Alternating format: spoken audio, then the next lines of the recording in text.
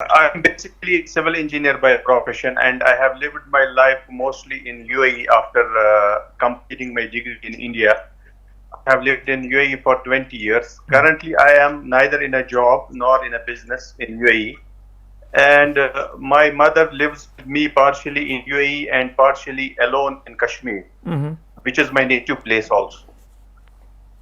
Even though my mother's heart is more towards Kashmir and she wants me to settle down in Kashmir and do something in Kashmir only to make money and look at the assets I have in Kashmir. But since Kashmir is very insecure and little bit, tricky place, but at the same time, she also understands the challenge of me to live within Kashmir. I tried to settle down in Kashmir a few years back, but mentally I couldn't adjust back to my native place because of lack of an organized system in Kashmir and chaos we have in Kashmir. I went through depression during my stay in Kashmir at that time. This depression was due to the change of environment in living in a developed state to an underdeveloped state.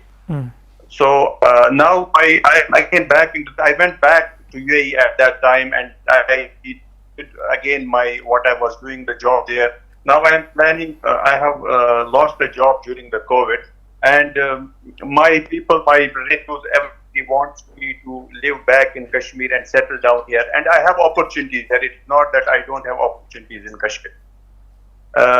Now, before doing istikhara, I wanted to have an opinion of viewers. What should I do? Whether I should live in Kashmir or I should live in UAE. The only problem for me in Kashmir is to get adjusted with the system. We have